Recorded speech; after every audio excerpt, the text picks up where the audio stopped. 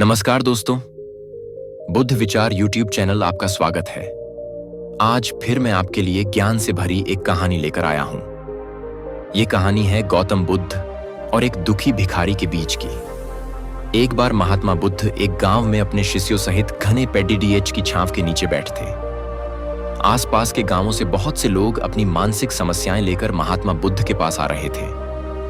महात्मा बुद्ध उन सब की मानसिक परेशानियों का समाधान देते। सब लोग खुशी खुशी अपनी समस्याओं का समाधान पाकर वहां से लौट रहे थे। वहीं से कुछ दूर बैठा लोगों को बुद्ध के पास जाते देख एक दुखी भिखारी अपने भाग्य को कोसता हुआ यही सोचने लगा कि अभी कुछ देर पहले तो ये लोग दुखी मन से मुंह लटकाए उन महात्मा के पास गए थे और अब इतना खुश होकर कैसे वापस लौट रहे हैं। आखिर माजरा क्या है, जरा मैं भी जाकर देखूं कि वो महात्मा ऐसा कौन सा खजाना बांट रहा है इन लोगों को।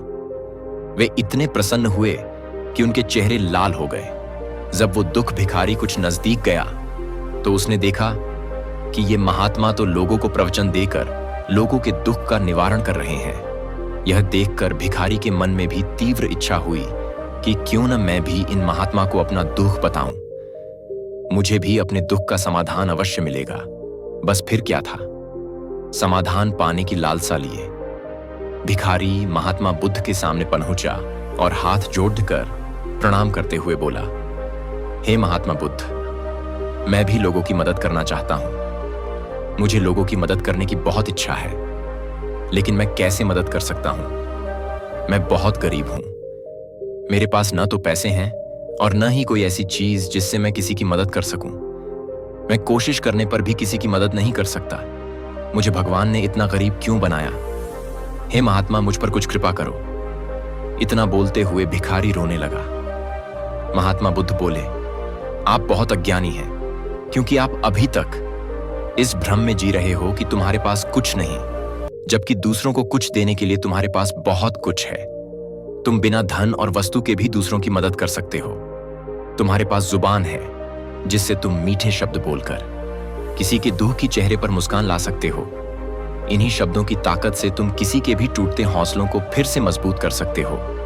इन शब्दों की शक्ति से आप किसी के भी मन में सकारात्मक विचारधारा के बीज बो सकते हैं और उसे गलत रास्ते पर जाने से रोक सकते हैं। तुम्हारे दो हाथों से किसी भी कमजोर या लाचार व्यक्ति की सहायता कर सकते हो। आपके दो आंखें किसी अंधे को रास्ता दिखा सकते हैं। तुम किसी के लिए दुआ कर सकते हो। यह हो सकता है कि उनके बुरे काम फिर से हो जाएं। आप किसी के अच्छे स्वास्थ्य की कामना कर सकते हैं, लेकिन अज्ञानतावश तुम अब तक इस बात को समझ नहीं पाए और इस भ्रम में अब तक जीते रहे कि तुम्हारे पास मदद करने के लिए कुछ नहीं। किसी की मदद करने के लिए धन और वस्तु का होना अनिवार्य नहीं है। बिना धन और वस्तु के भी हम कई प्रकार से लोगों की मदद कर सकते हैं। महात्मा बुद्ध के ज्ञान से भरे ये सुंदर शब्द सुनकर भिखारी के चेहरे पर मुस्कान आ गई और वह खुशी से झूमता हुआ वहां से चला गया। इस कहानी हमने क्या सीखा? दोस्तों, महात्मा बुद्ध की इन बातों से बहुत कुछ सीखा गया। आजकल बहुत से लोग यह सोचकर दुखी होते हैं कि मेरे पास ये नहीं है, बल्कि जो आपके पास है उसी में संतुष्ट रहना सीखें और बिना मतलब के लोगों की मदद करें। इन्हीं से आपको परम सुख की प्राप्ति होगी। तो दोस्तों, ये कहानी कैसी लगी कमेंट करके जरूर बताना।